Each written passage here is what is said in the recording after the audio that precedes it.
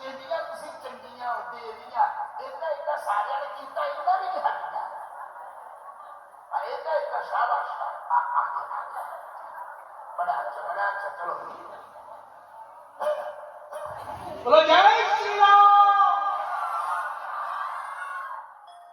तो मेरी माताओं प्रिय बंधु बनो राजे ने 10-50 राजों को जीता एक राजा के राज को जब जीता तो राजा शर्म का मारा राज्य छोड़ करके निकल गया और जंगल में जाकर के बैठ गया।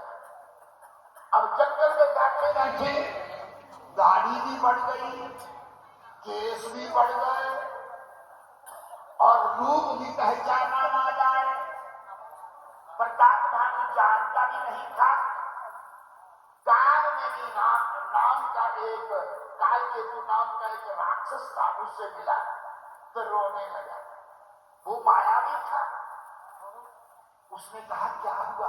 बोले मेरे बच्चे, मेरा राज्य, मेरा बाग प्रताप भानु राजा ने छीन लिया।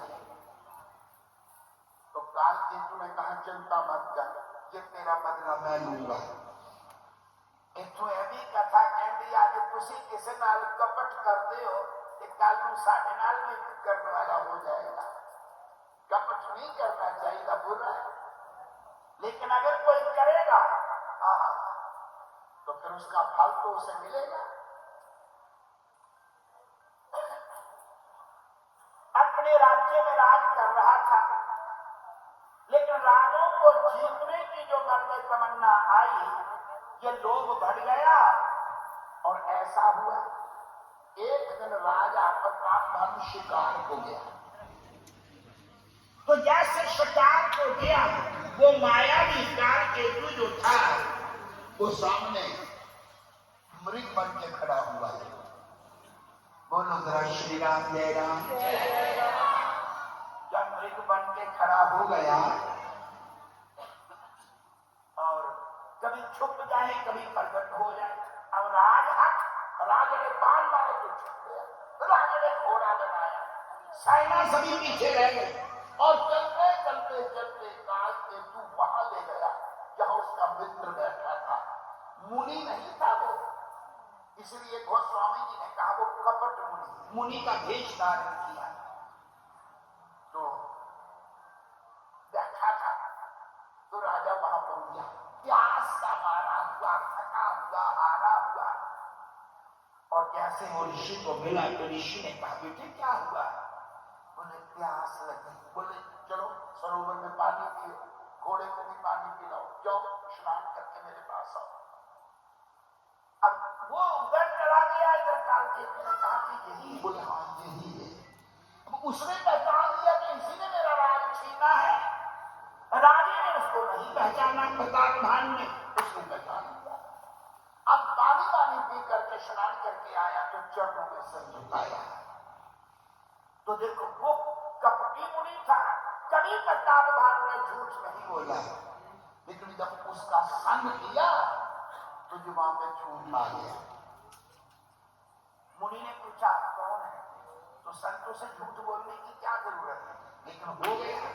बोला महाराज जो प्रताप भानु राजा है ना, मैं उसका सचिव अर्थात मैं वजीर हूं उसका।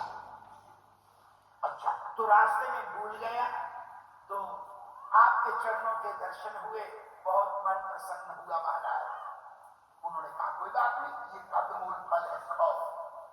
कंदमूल फल दिए, खाए और शंकर पे बैठे। अब वो संत तो था, रूप संत का था, संत नहीं था। इसीलिए मेरी माता प्रताप भानु ने भी पूछा कहां से, ना आत्मा के बारे में पूछा, ना परमात्मा के बारे में पूछा, ना ध्यान के बारे में पूछा, ना योग के बारे में पूछा, ना ज्ञान के बारे में पूछा, ना वैराग्य के बारे में पूछा, कुछ पूछा ना भक्ति के बारे में पूछा। पूछा महाराज आपका नाम क्या है? नाम से कथा नहीं। तो उसने कहा कि मेरा नाम है। मेरे नाम से क्या? नहीं महाराज जी आपका नाम? बोले मेरा नाम है एक तनु। एक तनु? बोले हाँ। एक तनु का अर्थ क्या हुआ?